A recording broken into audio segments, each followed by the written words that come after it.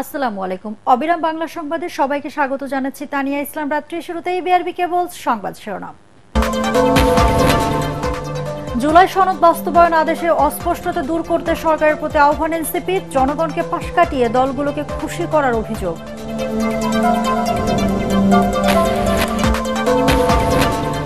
স্বাক্ষরিত জুলাই সনদ বাস্তবায়নে বিএনপি অঙ্গীকারবদ্ধ, বললেন সালাউদ্দিন আহমেদ। ধর্মের নামে একটি দল নির্বাচনী বৈতরণী পার হতে চায়।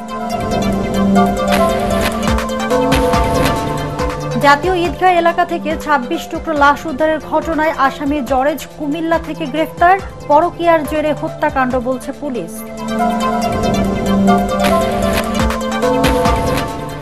আগামী ১৭ ডিসেম্বর সিলেট শাহজালাল বিজ্ঞান ও প্রযুক্তি বিশ্ববিদ্যালয়ের কেন্দ্রীয় ছাত্র সংসদ নির্বাচন, প্রত্যাখ্যান করে শিক্ষার্থীদের রাতভর বিক্ষোভ।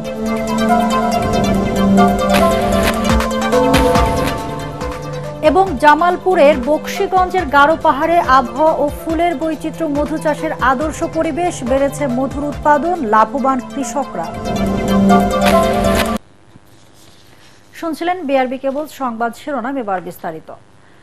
জুলাই সনদ বাস্তবায়ন আদেশে অস্পষ্টতা দূর করতে অন্তর্বর্তী সরকারের প্রতি আহ্বান জানিয়েছেন জাতীয় নাগরিক পার্টি এনসিপি।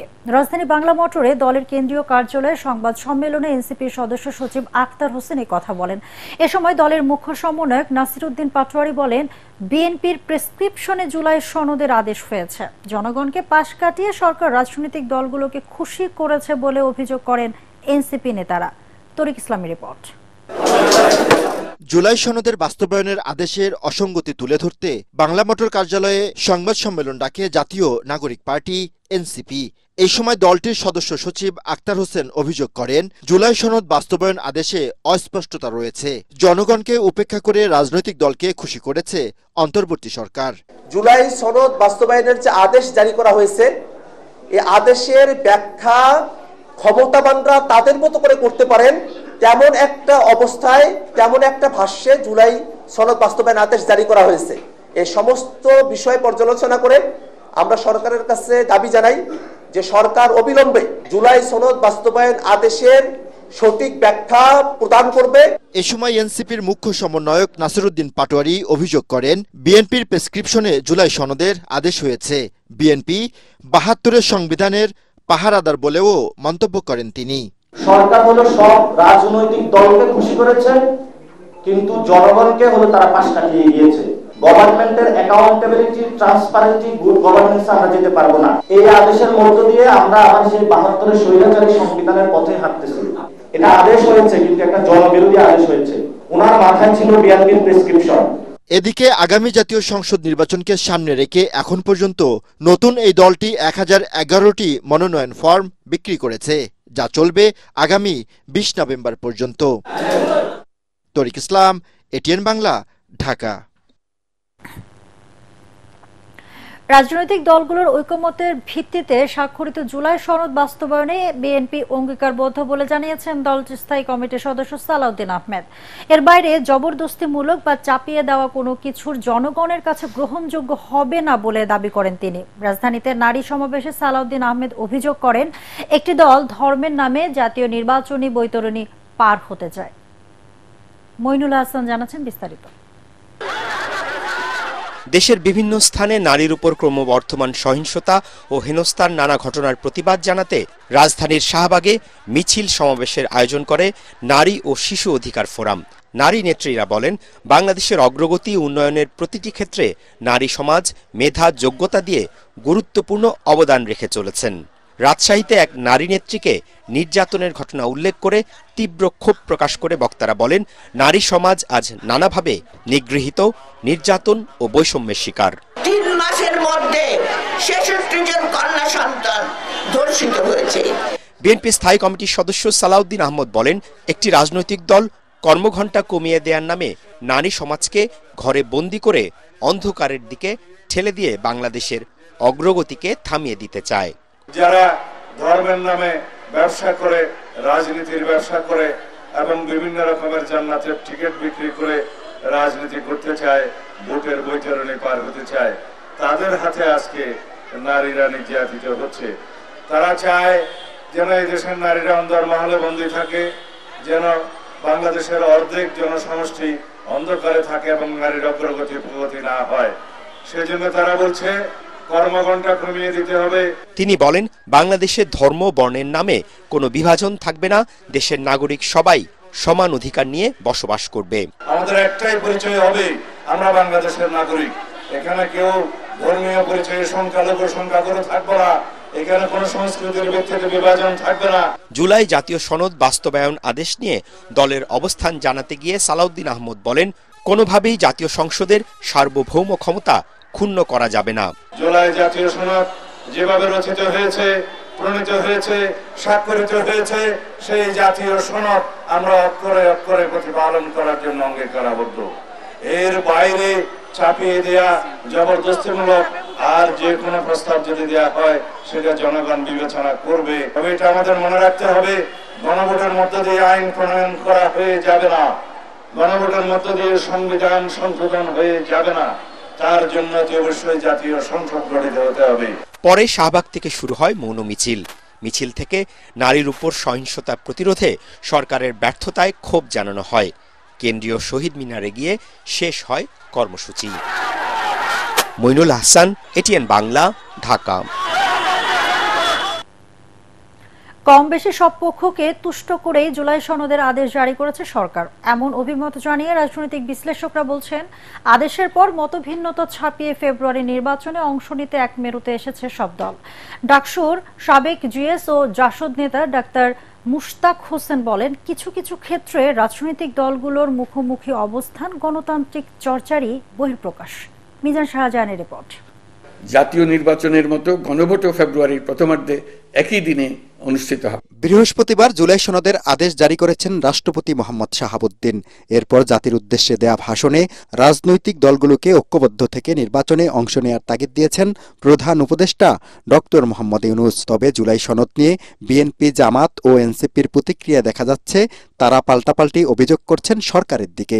জামায়াত বলছে, প্রধান উপদেষ্টাকে মিসগাইড করেছেন 3 উপদেষ্টা। বিএনপি আরও আগে কয়েকজন উপদেষ্টার ব্যাপারে আপত্তি দিয়েছেন প্রধান উপদেষ্টার কাছে।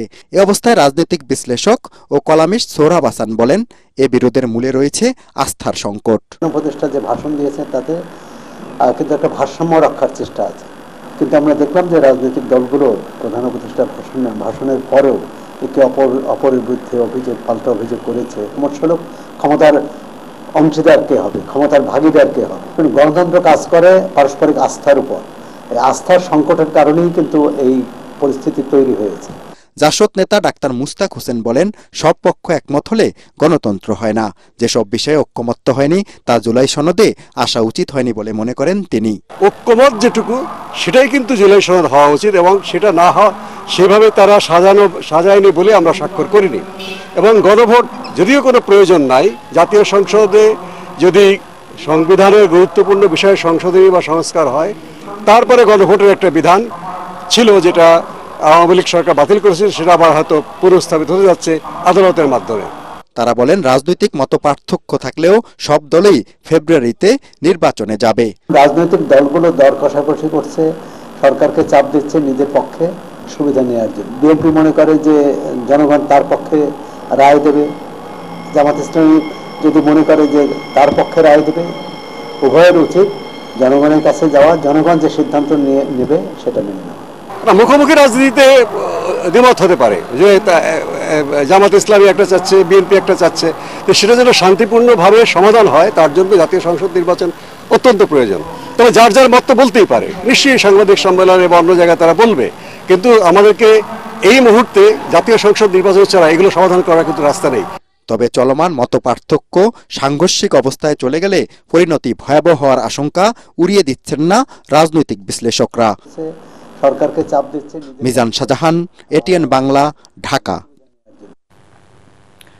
ভোলায় বিদ্যুৎ, জ্বালানি ও খনিজ সম্পদ উপদেষ্টা মোহাম্মদ ফাউজুল কবির খান, শিল্প উপদেষ্টা আদিলুর রহমান খান ও বাণিজ্য উপদেষ্টা শেখ বশির উদ্দিনকে অবরুদ্ধ করেন ক্ষুব্ধ এলাকাবাসী। জেলা প্রশাসকের কার্যালয়ে সভা শেষে এই ঘটনা ঘটে। এর আগে সভায় ভোলা 1 আসনের বিএনপি মনোনীত প্রার্থী গোলাম নবী আলমগীর ভোলায় রান্নার জন্য গ্যাস সরবরাহ এবং ভোলা বরিশাল ব্রিজ নির্মাণের দাবি উপস্থাপন করেন। জবাবে জ্বালানি উপদেষ্টা পাইপলাইনে গ্যাস দেওয়া সম্ভব নয় জানিয়ে সিলিন্ডার প্রতি 1000 টাকা দরে গ্যাস সরবরাহের কথা বলেন। এতে ক্ষুব্ধ হয়ে 3 উপদেষ্টাকে জেলা প্রশাসক কার্যালয় প্রাঙ্গণে অবরুদ্ধ করেন বিক্ষুব্ধরা। পরে স্থানীয় রাজনৈতিক নেতাদের হস্তক্ষেপে ঘটনাস্থল ত্যাগ করেন উপদেষ্টারা। জাতীয় ঈদগাহ এলাকা থেকে 26 টুকরো মরদেহ উদ্ধারের ঘটনায় আসামি জরেজুল ইসলামকে কুমিল্লার দাউদকান্দি থেকে গ্রেপ্তার করেছে ঢাকা মহানগর গোয়েন্দা পুলিশ। পুলিশ বলছে, পরকীয়ার জেরে আশরাফুলকে হত্যার পর লাশ 26 টুকরা করা হয়। এর আগে বৃহস্পতিবার জাতীয় ঈদগাহ এলাকা থেকে ড্রামে ফেলে যাওয়া আশরাফুলের লাশের 26 টুকরো উদ্ধার করা হয়। এই ঘটনায় বন্ধু জরেজ জড়িত বলে অভিযোগ করে আসছিল তার পরিবার। স্বজনরা জানান, রংপুরের বদরগঞ্জ উপজেলার নয়াপাড়া গ্রামের বাড়ি থেকে ব্যবসার কথা বলে বন্ধু জরেজুল ইসলামের সাথে ঢাকায় আসেন আশরাফুল। ভারত ও মিয়ানমার থেকে পেঁয়াজ ও আলু আমদানির ব্যবসা করতেন আশরাফুল। হত্যাকারীদের ফাঁসির দাবি জানান তারা। আমার ভাই শাস্তি যারা দিয়েছে তাদের ফাঁসি চাই আমি। আল্লাহ আল্লাহ বিচার করো আল্লাহ আল্লাহ। আমরা জানিও না যে কি জন্য হত্যা হয়েছে এই বিষয়, কিন্তু জারেজ ভাই সম্ভবত বিষয়টা জানতে চায়।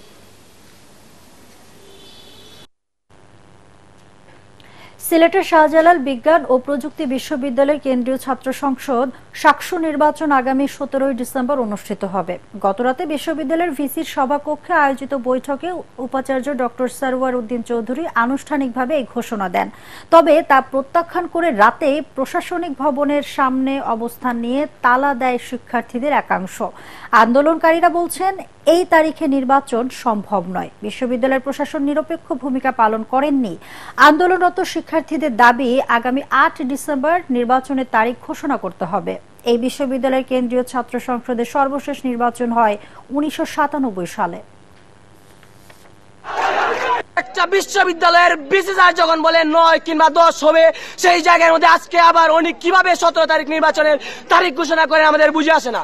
কিন্তু আমরা দেখতে পেয়েছি প্রশাসন সেই প্রতিশ্রুতি রক্ষা করতে ব্যর্থ হয়েছে। ভোটার তালিকা মোটামুটি শেষ হয়েছে, কাছাকাছি মনে হয় শেষ হয়ে গেছে, তাই না? কাছাকাছি। তো ওনারা আরেকটু সময় লাগবে, সেজন্য সবকিছু মিলে মনে হচ্ছে যে গতকালকে সিচুয়েশন, আজকে সিচুয়েশন সবকিছু মিলে 17 তারিখে আমরা একটা নিউট্রাল একটা ডেট ঘোষণা করলাম। আশা করি সবাই হেল্প করবে। ঢাকা আরিচা মহাসড়কের ধামরাইয়ের বারবাড়িয়া এলাকায় ইনসেপ্ট ফার্মাসিউটিক্যালস লিমিটেডের সামনে বাস চাপায় 2 মোটরসাইকেল আরোহীর মৃত্যু হয়েছে। নিহতরা হলেন মানিকগঞ্জের কৃষ্ণপুর ইউনিয়নের আজিজুল হকের পুত্র ওসামা, আফজাল মিয়ার ছেলে জামিল। নিহতরা দুজনের সম্পর্কে চাচাতো ভাই। প্রত্যক্ষদর্শীরা জানান, একটি দ্রুত গতির বাস মোটরসাইকেলটিকে পেছন থেকে চাপা দিলে সড়কে ছিটকে পড়ে ঘটনাস্থলে মারা যান তারা। আজ সেই ভয়াল 15 নভেম্বর। 2007 সালের এই দিনে সুপার সাইক্লোন সিডরের আঘাতে লন্ডভন্ড হয়ে যায় দেশের উপকূলীয় এলাকা। নিহত হয় অসংখ্য মানুষ, পশু পাখি, জীবজন্তু। মাটির সাথে মিশে যায় ঘরবাড়ি, গাছপালা, ক্ষেতের ফসল।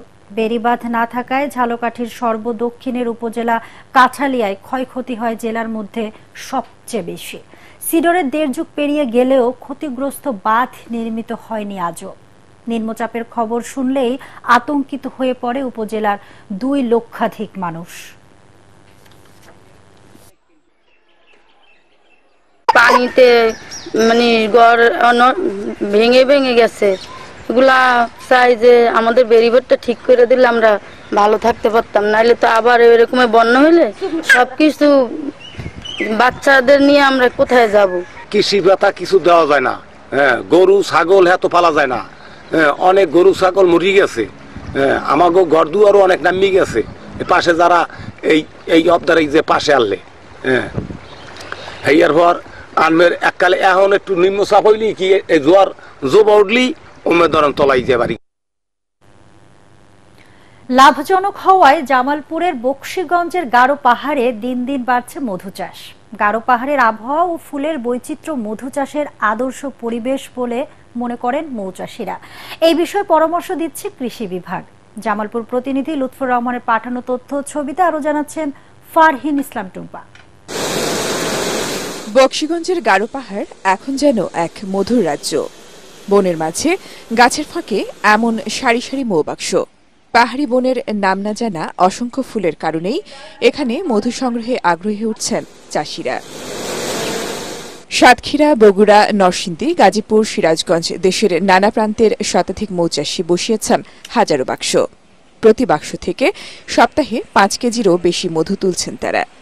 আর প্রতি মণ বিক্রি হচ্ছে 16 থেকে 18,000 টাকায়।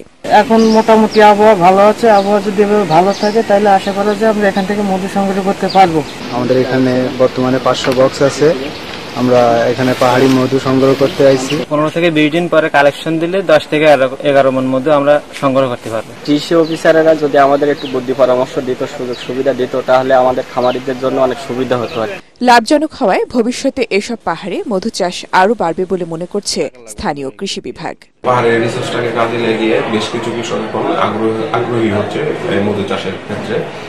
তো দীর্ঘদিন ধরেই এটা শুরু হয়েছিল, তবে এখন এটা মোটামুটি ভালোভাবে এক্সটেনশন হচ্ছে। আমরা পরিদর্শন করছি এই মধু চাষের কৃষি চাষীদের সাথে। গারো পাহাড়ে মধু চাষ একদিকে যেমন বেকারদের কর্মসংস্থান তৈরি করছে, অন্যদিকে পাহাড়ি ফুলের খাঁটি মধু বিদেশে রপ্তানির সম্ভাবনাও তৈরি করেছে। Bureau report, ATN Bangla. এবারে খেলার খবর।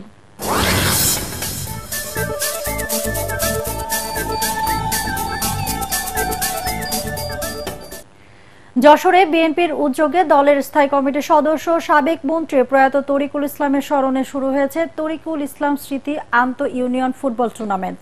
স্থানীয় উপশহর কেন্দ্রীয় ক্রীড়া উদ্যানে প্রধান অতিথি হিসেবে উপস্থিত থেকে টুর্নামেন্টের উদ্বোধন করেন বাংলাদেশ ফুটবল ফেডারেশন বাফুফের সভাপতি তাবিথ আওয়াল। উদ্বোধনী অনুষ্ঠানে উপস্থিত বাফুফের সহ সভাপতি নাসির শাহরিয়ার জাহিদি, বিএনপির ভাইস চেয়ারম্যান অধ্যাপক নার্গিস বেগম, যশোর জেলা বিএনপির সভাপতি সাবিরুল হক সাবু এবং সাধারণ সম্পাদক দেলোয়ার হোসেন খোকন সহ অন্যান্যরা। টুর্নামেন্টে সদর উপজেলার 15টি ইউনিয়ন অংশ নিচ্ছে। উদ্বোধনী ম্যাচে ফতেপুর ইউনিয়ন 2-0 গোলে উপশহর ইউনিয়নকে হারায়। শেষ করার আগে বিআরবি কেবল সংবাদ শিরোনাম আরেকবার। জুলাই সনদ বাস্তবায়ন আদেশে অস্পষ্টতা দূর করতে সরকারের প্রতি আহ্বান এনসিপি। জনগণকে পাশ কাটিয়ে দলগুলোকে খুশি করার অভিযোগ।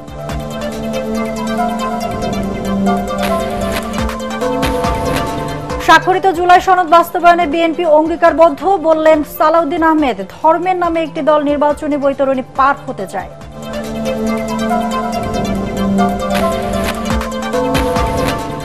জাতীয় ঈদগাহ এলাকা থেকে 26 টুকরো লাশ উদ্ধারের ঘটনায় আসামি জরেজ কুমিল্লা থেকে গ্রেফতার। পরকীয়ার জেরে হত্যাকাণ্ড বলছে পুলিশ।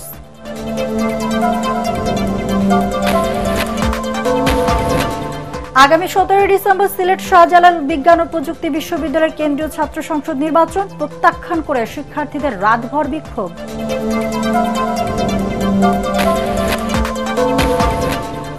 এবং জামালপুরের বকশীগঞ্জের গারো পাহাড়ে আবহাওয়া, ফুলের বৈচিত্র্য, মধু চাষের আদর্শ পরিবেশ, বেড়েছে মধুর উৎপাদন, লাভবান কৃষকরা।